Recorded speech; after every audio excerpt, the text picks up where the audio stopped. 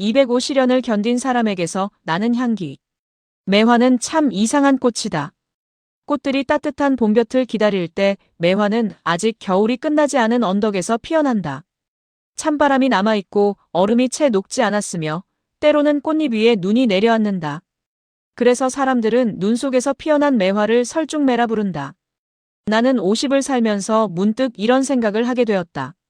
세상에도 매화 같은 사람이 있다는 것을. 유난히 많은 겨울을 지나온 사람들.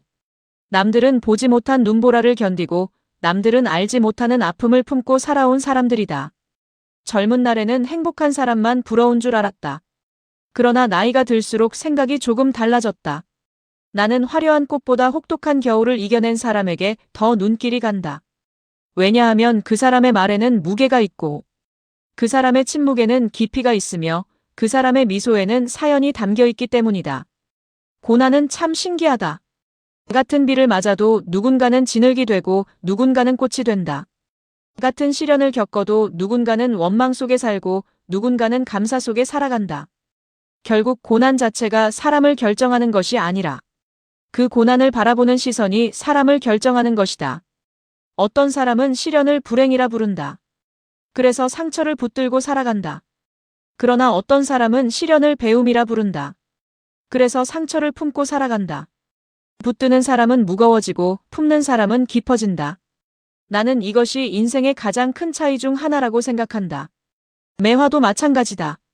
추위 때문에 향기를 내는 것이 아니라 추위를 견디면서도 자기 향기를 잃지 않기 때문에 매화가 되는 것이다. 그래서 퇴계 이황은 매화는 추워도 향기를 팔지 않는다는 말을 평생 마음에 품고 살았는지 모른다. 세상이 어렵다고 해서 원칙을 버리지 않고 형편이 힘들다고 해서 양심을 팔지 않고 외롭다고 해서 자신의 품격을 버리지 않는 살. 그것이 매화가 가르쳐주는 삶의 태도일 것이다. 사람들은 종종 성공을 꽃에 비유한다. 그러나 나는 성공보다 더 아름다운 것이 있다고 생각한다. 바로 향기다. 꽃은 언젠가 진다. 명예도 사라지고 재산도 줄어들며 젊음도 지나간다.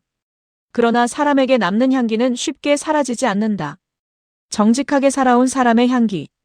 남을 배려하며 살아온 사람의 향기. 실패 속에서도 다시 일어난 사람의 향기.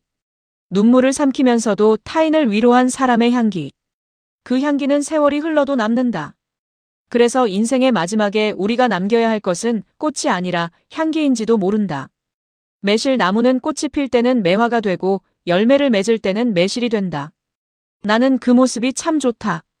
꽃만 피우는데 머물지 않고 결국 열매까지 맺기 때문이다. 인생도 그렇다. 젊은 날에는 꽃을 피우는 시간이다. 꿈을 꾸고 도전하고 자신을 세상에 보여주는 시간이다. 그러나 세월이 흐르면 열매를 맺어야 한다.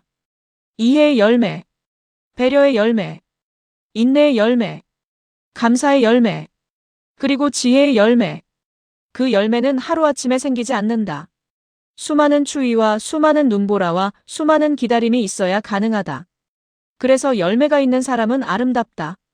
시련은 사람을 망치기 위해 오는 것이 아니라 사람을 있게 하기 위해 온다는 것을. 같은 겨울을 지나도 어떤 사람은 얼어붙고 어떤 사람은 향기가 된다. 같은 눈을 맞아도 어떤 사람은 불행을 말하고 어떤 사람은 아름다움을 말한다. 결국 인생은 무엇을 만났느냐 보다 어떻게 바라보았느냐가 더 중요하다. 오늘도 삶이 춥다고 느껴진다면 매화를 떠올려 보자. 눈보라 속에서도 향기를 잃지 않는 꽃. 고난 속에서도 자신을 잃지 않는 사람. 그 향기가 결국 한 사람의 품격이 되고 그 품격이 인생의 가장 아름다운 열매가 된다. 고난은 누구에게나 오지만 그 고난을 어떻게 바라보느냐에 따라 불행이 되기도 하고 향기가 되기도 한다. 이재윤 생각. 사람을 담다. 주인공을 찾습니다.